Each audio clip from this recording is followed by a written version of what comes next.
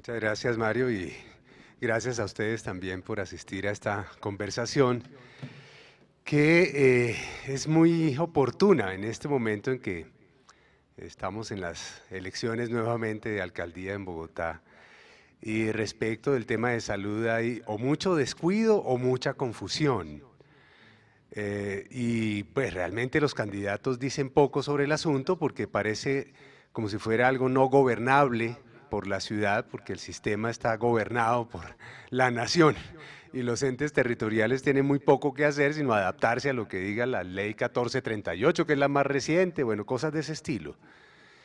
Pero pues la intervención justamente quiere poner en cuestión esa idea de que no se puede hacer nada desde los entes territoriales en el sistema de salud, a partir de la experiencia que hemos vivido el Polo Democrático Alternativo en el gobierno de Bogotá en estos 8 años. No voy a ser en absoluto triunfalista, ni mucho menos, al contrario, lo que quiero es que analicemos la situación, el caso de Bogotá en los últimos 8 años, a la luz de un eje de, digamos, de análisis, de reflexión, pero también de proyección, que es el concepto, la idea de derecho a la salud. ¿Por qué? Porque pues, estas administraciones han dicho todo el tiempo que quieren avanzar en la garantía de los derechos en general y en particular a la salud, el derecho a la salud en la ciudad. Pero esto se ha hecho en un contexto muy adverso, ¿cierto? Que es un sistema de seguridad social en salud que realmente tiene una serie de restricciones, tiene una cantidad de problemas, y entonces vamos a tratar de analizar qué significa eso de comprometerse con la garantía del derecho a la salud en un contexto tan adverso que no es del todo gobernable por la ciudad. Entonces, para eso voy a tratar de desarrollar estas tres grandes líneas de pensamiento. Lo primero es alrededor del derecho a la salud en el Sistema General de Seguridad Social en Salud. ¿Por qué es un contexto adverso? ¿Cuál es la idea de derecho que está ahí? No es que no exista derecho a la salud en el Sistema General de Seguridad Social, es que hay una manera de entender el derecho a la salud que se convierte en una talanquera, en un problema muy complejo a la hora de pensar en cómo avanzar en él. Y lo voy a tratar de mostrar con mucho cuidado. En segundo lugar, la experiencia misma de la política de salud en Bogotá desde un enfoque universalista del derecho a la salud, insisto, enfoque universalista que es distinto al enfoque que predomina en el sistema actual, ¿sí? Y por eso entonces voy a mostrar un poco qué era lo que se quería hacer desde el 2004, qué se ha logrado, qué no se ha logrado, más o menos qué balance podemos hacer de esto. Y al final, pues la necesidad de profundizar ese proyecto. Yo creo que si en Bogotá, digamos, el debate político fuera suficientemente profundo, podría contrastar las propuestas de los candidatos a la luz de eso, de los derechos, por ejemplo, pero con frecuencia eso resbala, con frecuencia es solo esa imagen de mercado político que nos han venido planteando todo el tiempo. Entonces, bien, para comenzar el tema del derecho, miren, uno pensaría que pues es muy fácil, simplemente uno dice, bueno, ¿qué es lo que dice la Constitución? ¿O qué es lo que dice de pronto un comité internacional de qué es el derecho a la salud? Y miremos cómo se aplica y ya. Pues no, no, realmente alrededor del derecho, de cualquier derecho a la salud, a la educación, a la vida, a la justicia, a la vivienda, detrás de cualquier idea de derecho hay un ordenador fundamental, que es ético-político, es el principio de justicia, que es justo a la hora de distribuir o redistribuir, ¿cierto?, bienes y servicios que todos los seres humanos necesitamos, ¿sí? ¿Qué es justo? Y ese tema de la justicia es históricamente complejo y ha cambiado en la historia de la humanidad mucho, mucho más de lo que uno quisiera creer. Y hay un debate actual contemporáneo muy fuerte sobre qué significa esa cosa de lo justo. Yo aquí traje palabras clave para que tengan ustedes idea de diferencias bien identificables entre maneras de entender lo justo que tienen implicaciones en qué tipo de derecho se tiene, ¿sí? Por ejemplo, esa primera idea de proporcionalidad natural, que es antiquísima, eso es de la Grecia antigua, pues, de este periodo de los filósofos griegos, en la polis griega precisamente, que consideraban, y eso es una visión muy fuerte, consideraban que la fisis como gran ordenadora de la realidad existente, incluidos los seres humanos, tendía a la perfección, tendía al equilibrio y por tanto distribuía proporcionalmente virtudes, defectos, capacidades, discapacidades, etc. Y esa idea de un equilibrio perfecto, natural, los conducía a que el comportamiento humano debería ajustarse a la proporcionalidad natural. El comportamiento más justo, la distribución más justa sería aquella que le da a cada cual lo que le corresponde según su lugar natural. ¿Sí? Entonces al esclavo se le trataba como esclavo, y al filósofo como filósofo, y al hombre libre como hombre libre, ¿cierto? Entonces había desigualdad y esa desigualdad se consideraba natural. Ojo, ahí no. Entonces un derecho a atención igual no existía y no existió mucho tiempo en la historia de la humanidad. ¿Sí? Incluso la traducción que hizo de esa proporcionalidad natural el cristianismo durante la Edad Media en Europa fue reemplazar fisis por Dios. Dios hace todas las cosas, ¿cierto?, a su perfecta voluntad, entonces pone a cada cual en su lugar. El pobre es pobre porque Dios lo quiso. Y el rico, el rey, es rico y hereda además el poder porque Dios lo quiso.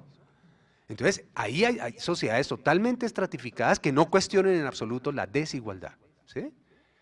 Y eso duró 25 siglos, no es cualquier cosa. Pero eso fue puesto en duda, por lo menos, o en discusión permanente con el tema del protestantismo, precisamente, y toda esa línea anglosajona que terminó en un proyecto liberal. Y por eso la segunda frase es libertad contractual. Quien mejor expresa eso es un señor llamado John Locke en el siglo XVII, 1686, con su famoso libro sobre el gobierno. ¿Y qué dice Locke? Locke dice, mire, sí, Dios nos hizo a imagen y semejanza. Luego parte de una visión religiosa. ¿Sí? Y como nos hizo a imagen y semejanza a cada uno, entonces nos dio dos cositas. Primero, una integridad física para defendernos con nuestro trabajo, ¿sí? Y con el trabajo satisfacer nuestras necesidades. Pero además podemos elegir libertad, libre albedrío lo llamaban. Esas dos cositas nos dan entonces unas condiciones naturales. ¿Que nos generan problemas? Sí. Como decía Hobbes, nos ponen en ese tema de que estamos siempre luchando entre todos y podemos hasta aniquilarnos, ¿cierto?, en ese estado de naturaleza, como lo llamaban en el Leviatán. Y entonces supuestamente hacemos un gran pacto social que permite entregarle un poder de resolución de los conflictos entre libres e iguales a un señor llamado gobierno, que tiene entonces la potestad de tener un poder físico, militar, para dirimir conflictos, pero entonces los derechos naturales solo pueden ser aquellos que son de la Constitución natural. Los derechos son vida o integridad física, ¿cierto?, libertad y propiedad que resulta del trabajo. Nada más. Si usted se enferma, pues hombre, vaya y compre algo.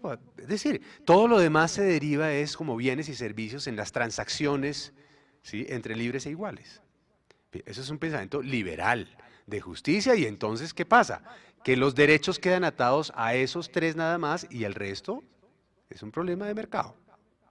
Ojo, uno diría, pero eso pasó en el siglo XVIII. No, eso es pensamiento neoliberal. El que mejor lo expresa en el año 74 es Robert Nozick, ¿sí?, premio Pulitzer en Estados Unidos, un discípulo de Rawls incluso, ¿sí?, pero que dice, mire, es que cualquier otra cosa más allá de esos derechos no solamente es injusto, sino inmoral.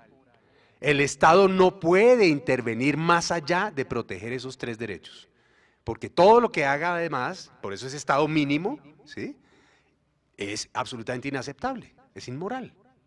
Fíjense que es una cosa de un tamaño enorme. Por eso los liberales que están convencidos de eso consideran que la salud, la atención médica no puede ser entendido como un derecho, solamente ligado a la propiedad. Entonces lo que cuidan es el derecho a la propiedad.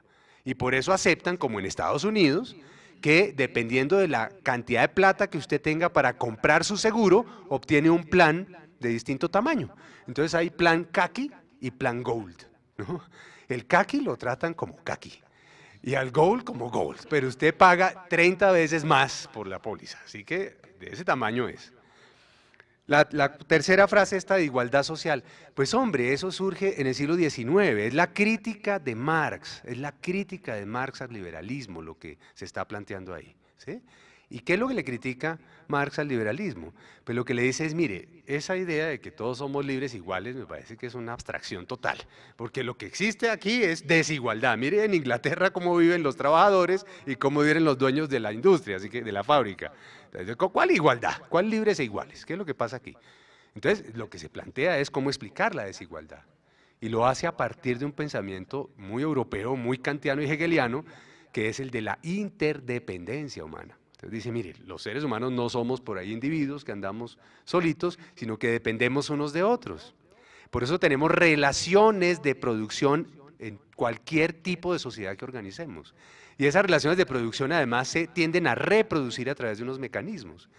Pero lo más importante es que van organizando modos de producción, una forma de organización de la sociedad a partir de la apropiación, que además es indebida, de ese trabajo colectivo por parte de unos, expropiando y enajenando a otros.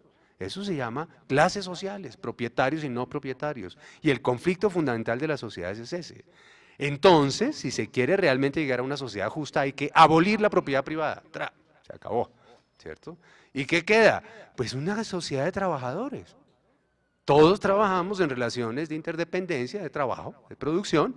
¿Y cómo distribuimos? Entonces ahí es cuando acude a la famosa máxima de Louis Blanc, el francés, este socialista utópico, que además hasta Marx se burlaba un poco de sus utopías, decía, mire, apliquemos la máxima, y que de cada cual, según su capacidad de trabajo, de qué sé yo, de todas sus capacidades, y más, y a cada cual según su necesidad.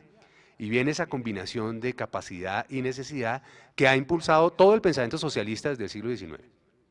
Esa relación entre capacidad y necesidad. Luego eso es universalista, ¿sí? No es individualista. Son visiones completamente distintas y hay que entender que son disputas ideológicas, políticas, ¿cierto? Y que hacen parte de la lucha, bueno, que hemos vivido en los últimos 200 años. Y eso tiene todo que ver con qué se entiende por derecho y qué no. En una visión socialista, pues efectivamente las necesidades se convierten en derechos humanos, todas las necesidades, ¿sí? En cambio, en la visión liberal, es solo de acuerdo a lo que usted pueda pagar, pueda comprar. Bueno, y después han venido una serie de puntos ahí intermedios, tal, el bienestar colectivo, pues, de los derechos económicos, sociales y culturales, cuando se amplió la Carta de Derechos, pues acude, digamos, a la idea de libertad como fundamento, pero después dice, hombre, pero es que la libertad de ser depende de unas condiciones para ejercer la libertad. Y ese es el desarrollo de CEN y el desarrollo de varios de los socialdemócratas y toda la cosa. Entonces, por eso incluyen la atención médica, la educación, la vivienda, la seguridad social, etcétera, como derechos para ejercer la libertad. Y hay responsabilidad del Estado, luego también tienen una perspectiva universalista, pero en clave capitalista en todo caso. El utilitarismo pues es simplemente una manera de organizar la cosa que opera todo el tiempo, es costo-beneficio. Yo distribuyo si logro el óptimo de Pareto, mejor dicho, es decir, darle el máximo de utilidad al mayor número de personas y ya cuando empecemos la utilidad marginal, hay paro. Y entonces empiezan a buscar el cálculo de utilidad marginal en todos los bienes, servicios y todo. Ese es utilitarismo extremo y funciona muy bien en economía. Rawls con su tema de las reglas, diciendo, no, mire, es que hay que ser kantianos, nosotros somos racionales, y entonces como racionales podemos imaginar una sociedad justa siempre y cuando pongamos nuestros intereses en el velo de ignorancia y podamos captar a las minorías, bueno, una serie de reglas para tratar de llegar a acuerdos democráticos sobre lo justo, libertades básicas, bueno. Rawls con su tema de capacidades, diciendo, no, no es solamente libertades, son capacidades y tal. Bueno, más o menos en la misma lógica liberal, pero un poco más amplia.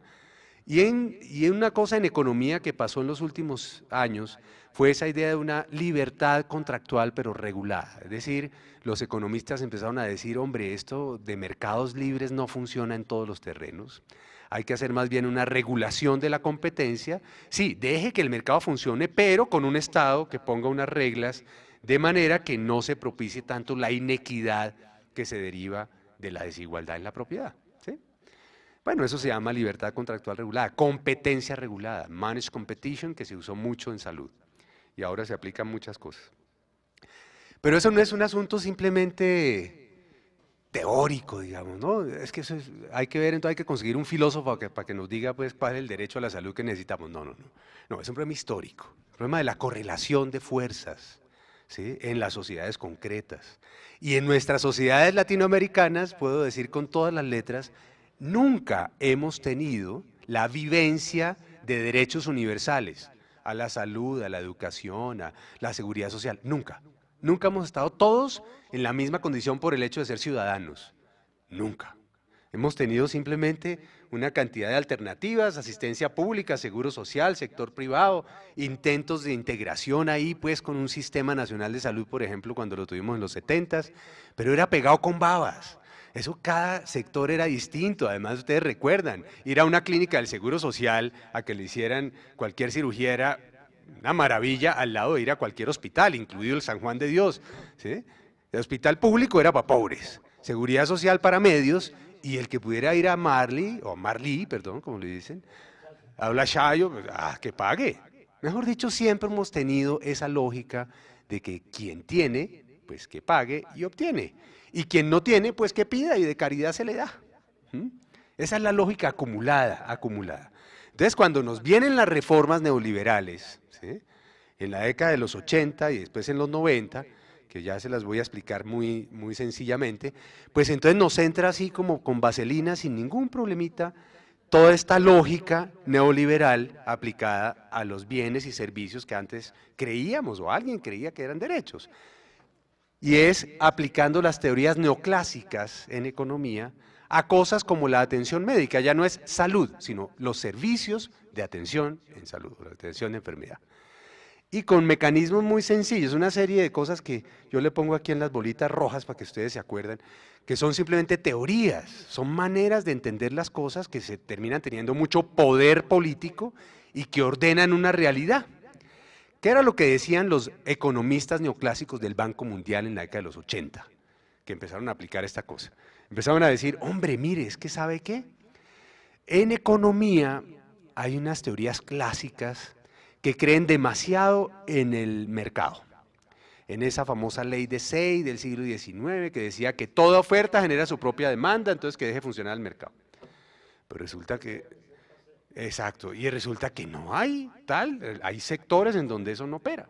Bueno, y por otro lado, decían, y los keynesianos que creen que todo lo tiene que generar el Estado con la demanda agregada y con la inversión de Estado empleador y todo eso de bienestar. No, no, no, eso es imposible, eso es una intromisión exagerada del Estado. Lo que pasa es que hay que ponerse más bien en la relación entre dos agentes racionales económicos, el que consume y el que vende, el que le oferta algo. Entonces empezaron a aplicar la famosa teoría de la elección racional. Individuos que se encuentran racionalmente haciendo sus cálculos de costo-beneficio cada uno.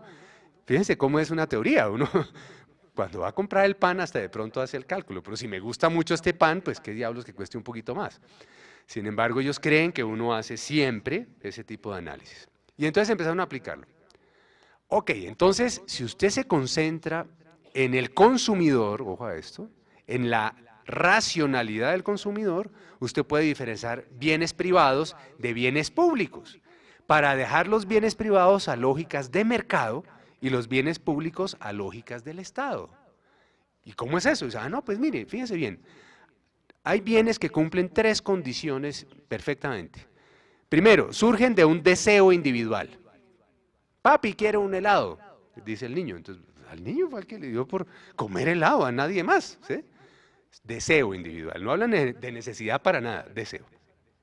Después va el helado, se consume el helado y se agota en el consumo. Y es perfectamente excluyente, solo benefició a ese niño. ¿Sí? Entonces, bueno, como solo satisfizo a ese niño, pues que pague el papá. ¿Sí? El niño, y además el papá está dispuesto a pagar. ¿Quién más va a pagar por eso? Entonces dicen, entonces fíjense que sí hay unos bienes que son estrictamente bienes privados. Y usted si los deja a la oferta y la demanda y toda la vaina, entonces pasa una cosa muy interesante. Y es que cuando se compite por bienes así de ese tipo, entonces los oferentes bajan los precios y mejoran la calidad, porque quieren competir.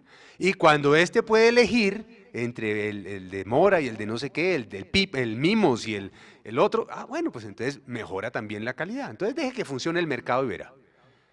En cambio, los públicos serían aquellos que no son excluyentes, afectan a muchos al mismo tiempo, altas externalidades, ¿cierto? Y por tanto nadie está dispuesto a pagar. Por ejemplo, los andenes en las calles, ¿cómo así que me estuvieran cobrando a mí cada vez que paso porque gasté un poquito de andén y más que el otro? No, pues, entonces fíjense cómo es la lógica ahí, de individuos primero, que se encuentran en el mercado y desde una racionalidad económica simplemente.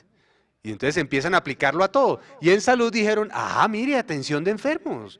Usted se enferma solo, va solo al médico, se toma las pepas y se mejora, pues pague, maestro. ¿Sí? En cambio, salud pública, por ejemplo, la cosa de una epidemia, un desastre, bueno, eso sí puede ser del Estado. Y empieza esta separación entre bienes privados y bienes públicos en materia de salud. Después se dieron cuenta, un economista también en la década del 60 llamado Kenneth Arrow, dijo, hombre, pero es que sabe que el mercado de la atención médica es terrible porque ahí no hay mucha simetría, ¿no? No es que sean muy simétricos.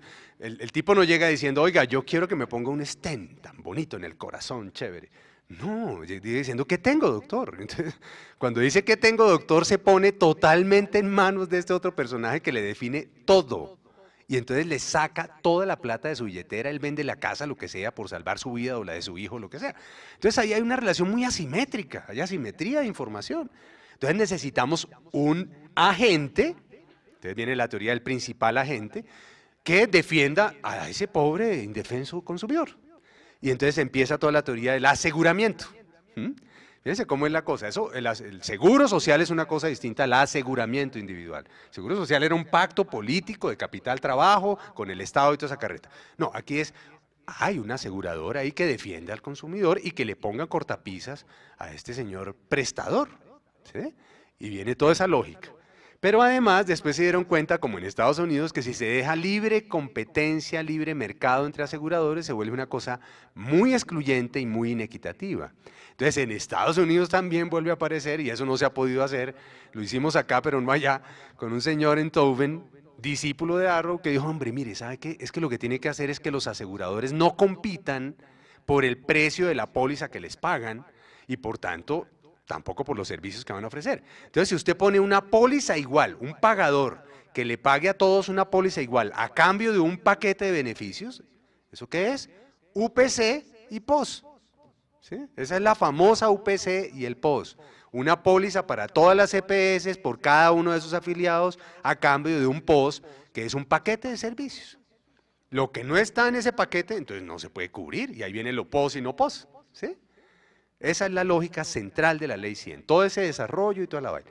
Y por el otro lado, entonces todo esto está en una lógica de mercado, ¿cierto? Esto es régimen contributivo y toda la cosa. Y por el otro lado, el Estado se encargaría de las cosas con altas externalidades, y por eso es que hay un famoso PIC, Plan de Intervenciones Colectivas, ¿sí? PIC, y a eso lo llaman disque salud pública. Y además se encarga de los pobres. ¿Y cómo se encarga de los pobres? Pues hombre, tiene que identificarlos uno por uno, porque como son individuos que consumen uno por uno, entonces lo que va a subsidiar es la demanda. Entonces por eso fue que hubo una transformación de los presupuestos de los hospitales en UPCs por cada pobre que demuestre ser pobre a través del Sisbén. Esa es una transformación estructural, eso no lo ha hecho de esa manera ningún país del mundo. Te los puedo decir porque comparo sistemas de salud. De esa manera, ningún país del mundo, y no nos dimos cuenta, nosotros, ay no, pero, ¿y eso a qué horas pasó? Entonces miren, ¿qué es lo que hace el subsidio a la demanda del régimen subsidiado? Meter a los pobres en el mercado del aseguramiento en salud. ¿Sí? ¿Y quién maneja el mercado? Pues las EPS, que son las aseguradoras estas, de régimen contributivo y régimen subsidiado, que manejan el negocio y ponen en cintura a los prestadores, hospitales, clínicas, médicos, toda esta cosa, y a los pacientes, porque les dicen, hasta aquí maestro, o le pongo unos obstaculitos, o lo hago ir hasta la porra, pues, para desestimular que use el servicio, porque su negocio está en quedarse con la plata que les dan por cada personaje. La UPC. Entonces, fíjense, es una lógica perversa, es una lógica que perfectamente estimula la concentración de renta en el agente dominante de un sistema que se llama EPS, asegurador. ¿Sí? Puede haber otros elementos, que corrupción, que es que en los municipios no pagan, que es que en el Sisbén meten a no pobres, toda esa cantidad de carajadas que nos han dicho. Pero lo cierto es que es un sistema que estimula la extracción de los recursos que ponemos todos por cotización o por impuestos en unos señores que van en coche y que se han enriquecido a punta de esta vaina. Así es de simple. Bueno, todo eso era para contarles, no voy a entrar en todos estos detalles de cómo funciona el sistema, sino para contarles que en esa ley 100 que se ha desarrollado en los últimos 18 años, tocó trabajar en Bogotá para tratar de garantizar el derecho. Un derecho que está ligado a la propiedad, porque es la atención de enfermedad lo que está garantizado, ¿cierto?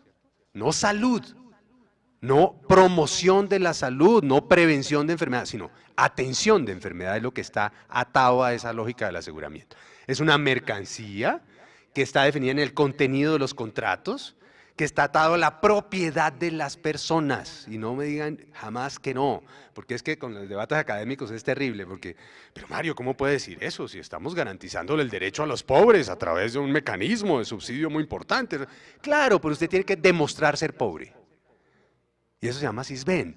La gente confunde régimen subsidiado con Sisbén. No, el Sisbén es simplemente una encuesta para medirle la pobreza a la gente, y usted adquiere el título de pobre con Sisbén 1 y 2. Le dan, ay, usted, entonces la gente, yo soy pobre, y con esto me voy a ganar un poco de cosas, y entonces no se deja sacar de pobre, y empieza a ejercer la profesión de pobre.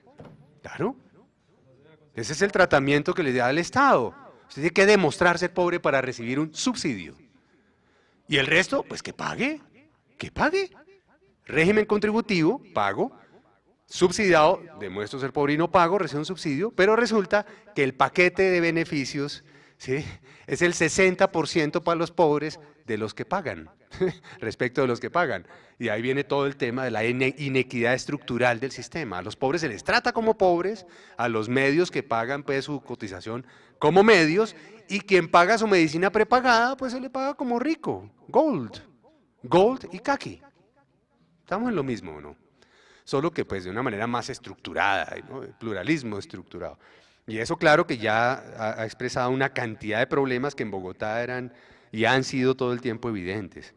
Entonces claro, semejante situación, cuando pues el polo democrático gana la alcaldía de Bogotá con Lucho Garzón, ahí empezamos a trabajar un poco de amigos pues de la academia y con los sindicatos y qué sé yo, los que hemos trabajado siempre en la izquierda, empezamos a ver, bueno, ¿qué podemos hacer en semejante cosa tan adversa?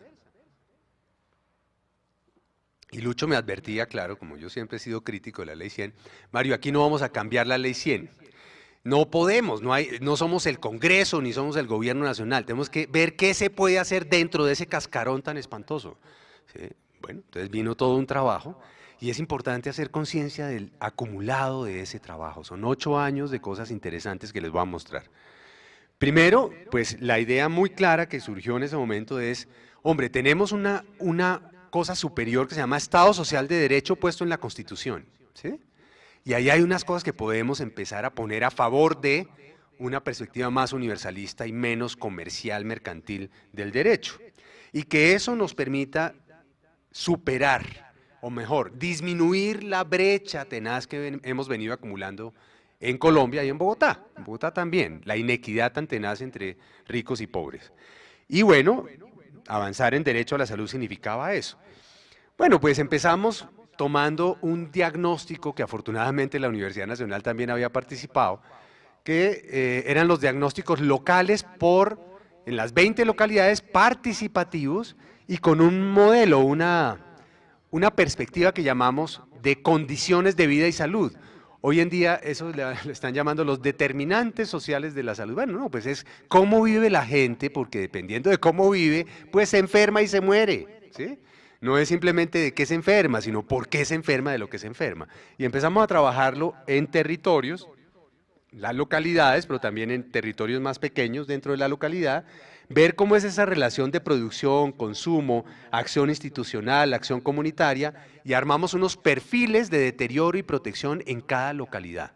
Ojo, esos diagnósticos se han seguido haciendo, no le sirven solo a salud, le sirven a a integración social, a educación, a vivienda, a acueducto, alcantarillado, porque empezamos a retomar una cantidad de información que estaba muy dispersa. Entonces, salud en este momento es una líder de una visión integral de condiciones de vida y salud, de calidad de vida y salud.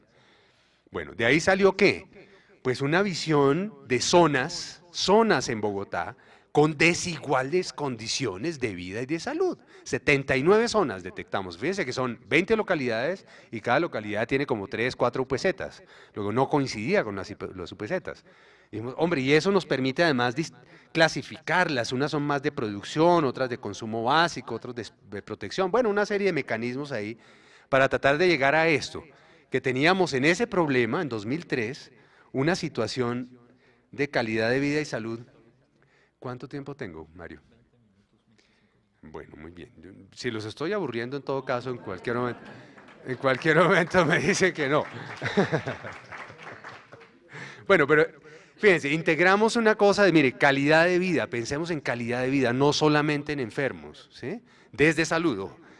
Y veamos un poco cuál es la situación. Entonces veíamos, claro, pues Bogotá es más moderna y pues sí, Mocus, Peñalosa, toda esa cosa de la infraestructura, pero es al mismo tiempo más desigual, ¿sí? Y podíamos mostrarlo con toda claridad, ¿cierto? Más desempleo, más subempleo, más informalidad y por tanto el aseguramiento estancado. Más pobres por línea de pobreza e indigencia. Feinboim decía, no, pero bajamos 7 puntos en las necesidades básicas y satisfechas. Sí, pero aumentó 1 millón de pobres si se mide por la canasta familiar, el costo de la canasta familiar versus los ingresos de las familias, como está pasando ahorita con la discusión de medición de pobreza, ¿sí? Bueno, y más desplazados por el conflicto, una visión epidemiológica terriblemente heterogénea, donde conviven las crónicas con los accidentes, la violencia, la desnutrición, toda esa cosa. Luego, ninguna transición epidemiológica para modernidad, no, inequidad. Lo que constatábamos era inequidad, es decir, desigualdades injustas y evitables, producto de un modelo, ¿sí?, de desarrollo y un modelo de organización de los servicios de salud y de educación, etc. Y la respuesta social precisamente lo único que hacía era consolidar esas desigualdades, reproducirlas. Pues claro, con régimen subsidiado, régimen contributivo, vinculados, regímenes especiales, medicina prepagada y toda esa cosa, pues no hacía sino reproducir la cosa. Con una gran fragmentación en la respuesta, barreras en el acceso a los servicios. Ojo, en esa época, hasta ahora la gente no consideraba ese asunto, que las EPS ponían sistemática y deliberadamente barreras para que la gente no acudiera a los médicos. ¿Para qué? Para ahorrarse la plata y quedarse con las ganancias, ¿sí? Bueno, énfasis en la curación, muy poca prevención, una participación social cada vez más individualista, más de consumidor, ¿sí? Y por eso también hay mucha tutela, es porque la gente se asume como un consumidor de servicios y nada más. Bueno, y mostrábamos una serie de indicadores que comparaban la mortalidad, por ejemplo, que es un indicador muy fuerte, desigual entre localidades, ¿cierto? En niños menores de 5 años, en causas perinatales, por embarazo, parto y puerperio. Bueno, una cantidad de cosas terribles que íbamos viendo de desigualdad y de cómo el sistema estaba produciendo y reproduciendo esa desigualdad por la forma como se relacionan los distintos agentes. No voy a entrar mucho en esos detalles. Por ejemplo, esto lo encontramos ya en el ejercicio mismo del asunto, no en el diagnóstico. Y si nos metíamos a las casas por allá donde estaban en peor condición y hacíamos unas preguntas y tal. Entonces esto es el barrio El Paraíso, donde está marcado ahí, que es el sur de Ciudad Bolívar, en la loma más tenaz, donde efectivamente para llegar hay que pagar un jeep de esos que cuestan 1000 y pico de pesos, ¿sí? Pero después de Transmilenio, después de un poco de cosas, después de 3 o 4 buses, pues usted para entrar y salir se gasta 5 o 6.000 pesos. Bueno, pues mire dónde le ponen el primer punto de atención a una señora embarazada del régimen contributivo, porque también hay del régimen contributivo allá. Miren las distancias que le ponían aquí a la izquierda. Y del régimen subsidiado, que se supone que debía estar más cerca, pero miren las distancias, ¿sí? No, es que le pusimos una allá en Usme, que es al lado. ¿Cómo no? Tiene que bajar, volver a pasar aquí, volver a subir, 3 buses, pues no va, la señora no va. ¿Y entonces qué pasó? ¿Qué estaba pasando? Y ahora lo comprobamos. Las señoras del régimen contributivo, ¿sí?, se mueren la mitad que las del régimen subsidiado por causas del embarazo. Y las del régimen subsidiado, pues obviamente están sometidas a una baja atención, mala calidad de atención y se mueren más por cosas que perfectamente se podrían evitar. Bueno, cosas como estas, veíamos el aumento de los casos de tosferina y la disminución de la vacunación por DPT. ¿Y por qué la vacunación? Ah, porque las EPS decían, pero eso es una alta externalidad. Entonces, ¿por qué me la ponen a mí en el POS? Eso que lo pongan en salud pública. Eso es del Estado, las vacunas ayudan a muchas cosas. Eso es de alta externalidad. Fíjense en la lógica economicista que aparece allí tan fuertemente, y entonces estábamos olvidando la vacunación totalmente.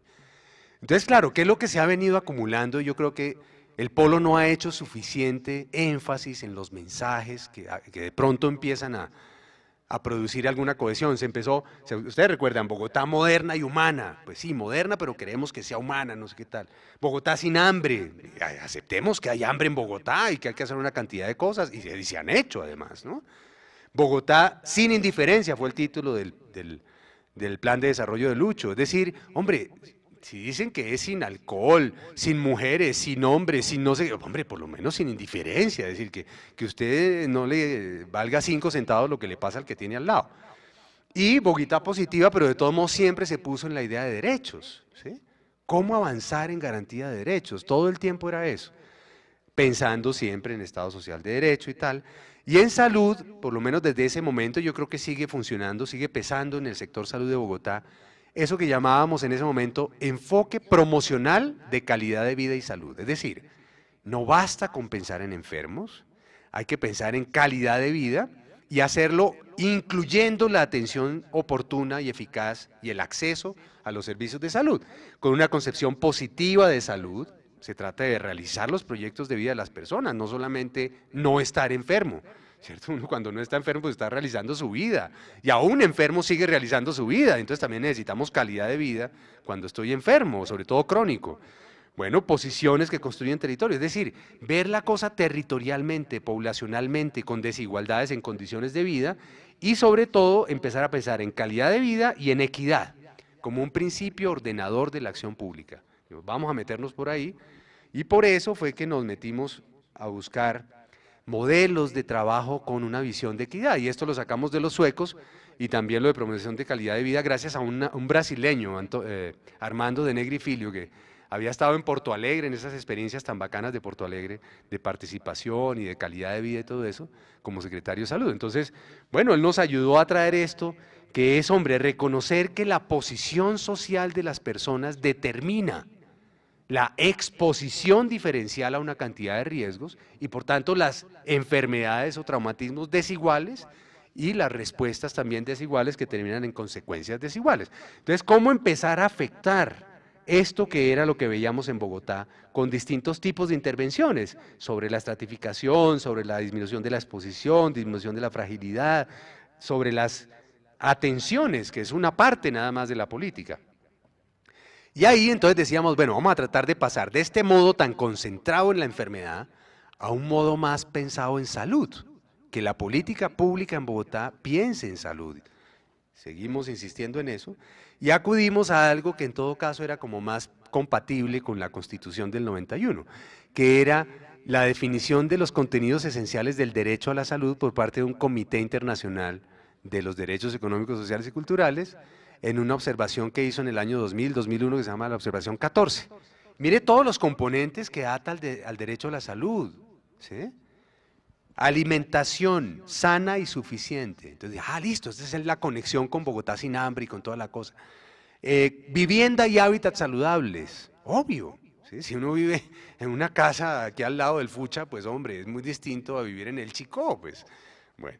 Acceso a servicios y bienes de salud, pues obvio, o sea, medicamentos, disponibilidad de equipamientos. Entonces, ahí por ejemplo veíamos que Bogotá, por razones del mercado, ojo, tenía en ese momento, 2003, 72% de los prestadores en el norte, ¿sí? Y el resto en el resto de la ciudad, porque las EPS les ha gustado la autopista y toda, y allá ponen todo, ¿no?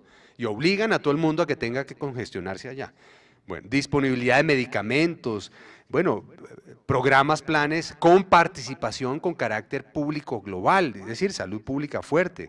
Y armamos una serie de proyectos y tal, y estrategias, y retrajimos, ojo, eso es culpa nuestra y que creo que es un problema, ya ahora no sé cómo quitarme esa culpa, trajimos la discusión internacional de la atención primaria en salud renovada que estaba empezando a discutirse internacionalmente.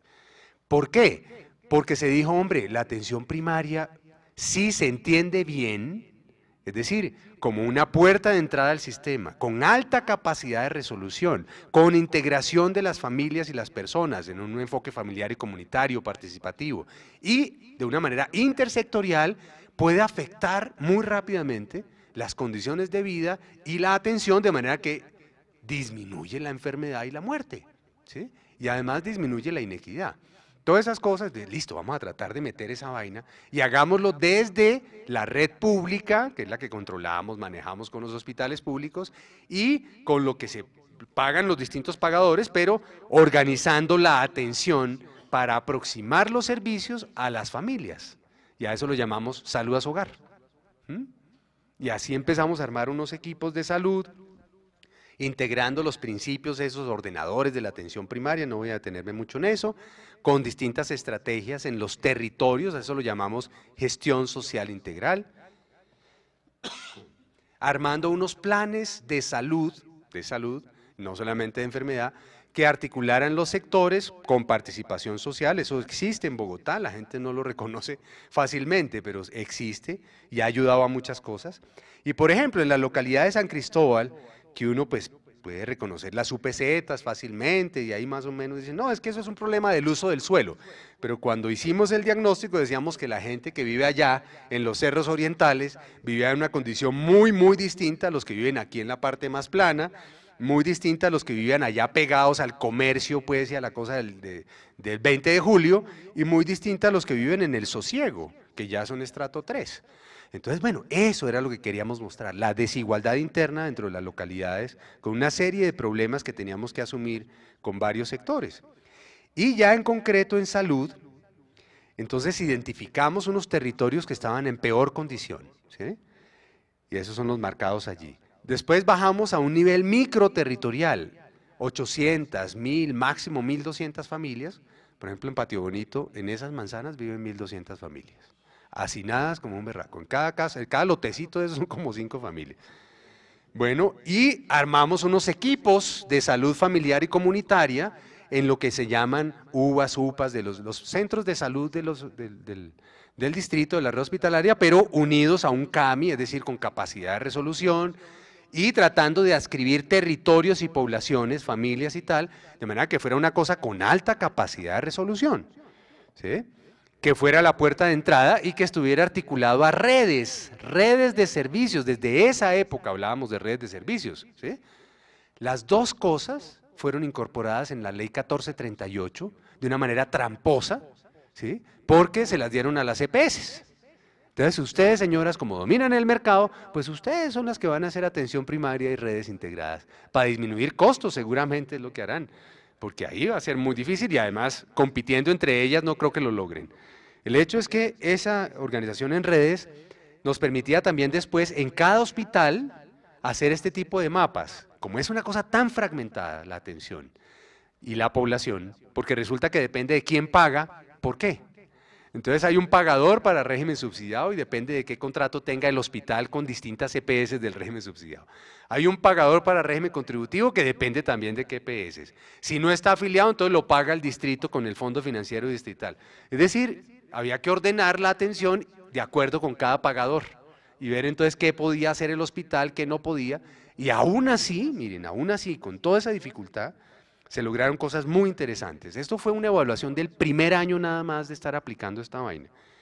Y miren, estas son la distribución de vacunación. Vacunación de niños menores de 5 años con esquema completo y todos estaban por debajo de la línea efectiva de 90% de vacunación. Todos, digo, contributivo, subsidiado, vinculados, regímenes especiales, tal. Y claro, al llegar a las casas en estas zonas, pues inmediatamente empezó a remitirse a cada cual y se hizo un pacto entre EPS de los dos regímenes y la Secretaría de Salud para que no importara en qué régimen estaba, ¿sí? Y efectivamente mejoró y Bogotá tiene hoy unas tasas de vacunación que puede mostrarle al mundo entero, pero por una acción muy tenaz que se hizo ahí, ¿sí? Y quitándole esa visión de negocio a las EPS, por lo menos en ese puntico. Bueno, también la cosa de la consulta de crecimiento y desarrollo, que es muy descuidada cada vez más, es decir, terriblemente, porque antes la teníamos muy buena en el anterior sistema, está mejorando, en ese primer año mejoraba un poquito, pero no tanto, eso ha mejorado más.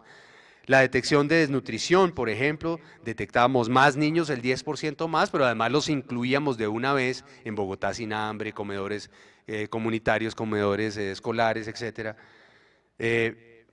Empezamos a hacer estrategias de atención primaria específicas, por ejemplo, lo de atención de enfermedad respiratoria aguda, y logramos disminuir la mortalidad por neumonía, y Bogotá es ejemplar en eso, ha logrado poner 120 salas cera, se llama así, es decir, salas de primera atención para que no se complique el niño y no se muera, así de simple, con EPS y toda esa cosa.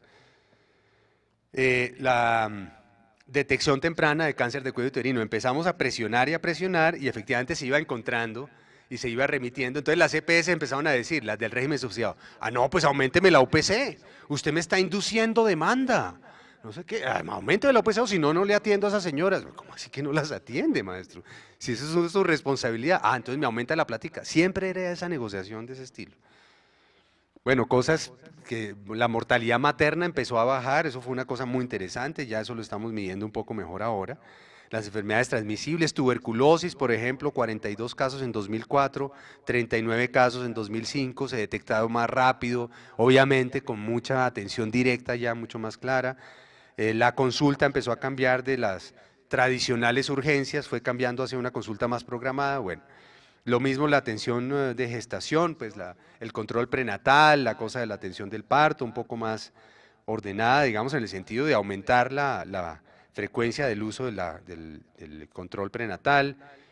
Bueno, esto yo creo que simplemente lo sigo pasando para que no entremos en tanto problema, pero el punto está en este. Y ya con eso voy a terminar porque vamos a pasar en qué es lo que hay que sostener. Y un poco por eso estamos apoyando el programa de salud de Aurelio, porque creemos que por lo menos eso debería salir más claramente. Es decir, no se puede dejar, ¿sí?, atrás un acumulado, o por lo menos decir que es que eso no sirve para nada sin conocerlo siquiera, ¿sí? Y la ciudad debería estar muy atenta a proteger este tipo de cosas, porque realmente se ha logrado disminuir brechas, es decir, desigualdades muy concretas en salud y en calidad de vida. Se ha logrado articularse a otras políticas. Salud ha participado en la formulación de todas las políticas de infancia, de adolescencia, juventud, mujeres, LGBT, etnias, adulto mayor, todas, porque salud empezó a ocupar un lugar clave estratégico, ¿sí?, en esas políticas poblacionales. Mayor interacción con otros sectores realmente a través de la gestión social integral. Eso se puede demostrar también con una serie de cifras que no traje por no agotarlos, pero mayor presión y rectoría sobre las EPS, eso se logra más en Bogotá que en otros sitios, y Bogotá podría hacer eso, ese control territorial de una manera mucho más clara. Mejoró la infraestructura por una decisión política muy clara, empezamos a invertir en infraestructura hasta tener 41 sedes nuevas, renovadas o mejores, pues, hospitales públicos. Bogotá pasó de tener en el 2003 139 puntos de atención, hoy tiene más de 170, así que la cosa está propiciando una redistribución de la disponibilidad de servicios públicos, de salud, digamos. Ese programa de gratuidad que se hizo en esta segunda administración ha permitido que más de 1 millón de personas, entre niños menores de 5 años, discapacitados, mayores de 65, puedan acceder sin pagar un peso, ¿sí?, poniendo plata del fondo distrital. Es decir, quitándole el peso a las familias más pobres. El presupuesto en salud de salud pública, eso del PIC, el famoso PIC, creció 10 veces en estos 8 años, ¿sí?, respecto de 2004 a 2011. Luego eso es muy importante, se mete mucho más plata en una cantidad de cosas que hacemos en el colegio. Bueno, hacemos porque además participamos desde la universidad, jardín infantil, colegio, lugares de trabajo, espacio público, barrios, centros de cuidado, salud a su casa que sigue. Bueno, y la idea de salud capital, esa EPS que por una decisión yo creo muy apretada, muy de la puja política, terminó siendo mixta, ¿sí?, y que en la propuesta de Aurelio se quiere que sea pública. Es decir, recuperar eso como una EPS pública para demostrar que maneja mejor la ciudad, el distrito, esos recursos que cualquier EPS privada, porque no está buscando el lucro y porque está dispuesta a poner toda esa plata en servicios y no en ver cómo cómo le tranca el uso de servicios a las personas. Claro, eso ha tenido problemas, claro, y entonces ha habido una imagen equivocada del asunto. Entonces, si ustedes hablan con los peñalosistas, van a decir, sí, es que Lucho y Samuel lo que hicieron fue un sistema paralelo ahí, es que saluda a su casa, eso para pobres y no sé qué, para robarse la plata y para tener clientela. Así lo plantean, ¿sí? Y eso es terrible para cualquier debate político, porque deslegitima una cosa muy fácilmente, aunque efectivamente hay problemas de gestión y de información, eso es muy importante. La información no la maneja Bogotá. La información de salud, no la maneja el ministerio, la manejan las EPS, y las EPS la guardan como una cajita, ¿sí?, allá secreta, precisamente para que nadie tenga esa información y ellos manejar esa vaina como se les da la gana. Unas gran resistencias institucionales, hay resistencias institucionales, hay desigualdad muy grande en el desarrollo de todo esto entre hospitales públicos. Los hospitales cada vez se comportan más como agentes económicos, el negocio, cuánto me va a dar y cómo es la plata y cómo es la rentabilidad de la cosa. La participación social, a pesar de que se ha sostenido, incluso se ha ampliado, la participación social sigue siendo terriblemente individualista. Cada cual va por su tutela, por su vaina, a ver si me dan el medicamento más caro, la última cosa, pero hay muy poca solidaridad arraigada, al contrario, ha sido muy difícil sostener eso. Y mucha presión política por todos lados. Yo tuve 5 procesos en personería para demostrar que no me estaba malgastando la plata como director de Planeación y Sistemas de la Secretaría de Salud durante 2 años. 5, y acabo de salir del último. Cambios frecuentes en secretarios de salud. En los primeros 2 años hubo 5 secretarios. Yo fui uno de ellos encargado ahí y iban por mi cabeza y por eso fue que tampoco me nombraron finalmente de plan. Es así de duro, es decir, hay un debate político, hay unos intereses muy acendrados, profundos, económicos de todo tipo, no solamente en las EPS, sino en los hospitales y los puestos que dan los hospitales, entonces es una lucha muy dura lo que hay que hacer ahí. Y un bajo perfil de la política de salud que fue perdiendo, digamos, al comienzo salió muy visible, después por todo este conflicto tan tenaz de ingobernabilidad, entonces le bajaron el perfil, tanto que hoy casi ni se ve, ¿sí? Y no se ve, porque el polo no reivindica, no está reivindicando suficientemente su política de salud y educación como debería. Entonces sí, ya para terminar, yo creo que vale la pena decir, de la manera, no sé, más sencilla posible, comunicar esos acumulados que tiene el polo en Bogotá. El polo no es solo corrupción y entonces hay que tratar de ver cómo cambiamos el mensaje. ¿Sí? Y además hay que consolidar un proceso, que además es reconocido por la misma normatividad y toda esa cosa. Le dieron un poquito más de posibilidad de hacer control y de rectoría a los entes territoriales y Bogotá lo puede hacer. La tal atención primaria, las redes integradas, pues hombre, desarrollemos eso con un sentido público, ¿cierto? En un proyecto de integración de la salud pública con la atención individual, pensado en derechos, y desarrollemos todas estas cosas, la EPS pública, el fortalecimiento de las redes, el talento humano, ahí viene una política de estabilización y de mejoramiento de la calidad del trabajo en salud en los hospitales públicos. Se está construyendo, viene trabajándose hace rato y hay que desarrollarla más. Sí, en el gobierno de Aurelio si pasa del 3%. La prioridad de salud pública, las políticas poblacionales, más rectoría y control, más participación y más debate público desde la praxis de la ciudad respecto de otro sistema de salud, que eso es muy importante. No quedarnos simplemente en la camisa de fuerza de este sistema que siempre nos obliga a pensar en mercancía, en plata y toda esa cosa, y ver cómo socialmente podemos entrar en un debate público sostenido, permanente, que incluso sea paralelo y acompañe al gobierno distrital, si el polo o una fuerza por lo menos próxima al polo queda en el poder, de manera que hagamos un trabajo más profundo social desde la sociedad civil de transformación del sistema de salud que tenemos. Hay una propuesta de ley estatutaria incluso que pretende superar las limitaciones de la ley 100, que se va a discutir en muchos escenarios, bueno, con la idea de que nos vinculemos a esa transformación política institucional necesaria para garantizar el derecho. Y todo eso pensando en que como sociedad y como fuerzas de izquierda, pues podemos lograr cambios no necesariamente o únicamente en escenarios de gobierno. Bueno, muchas gracias.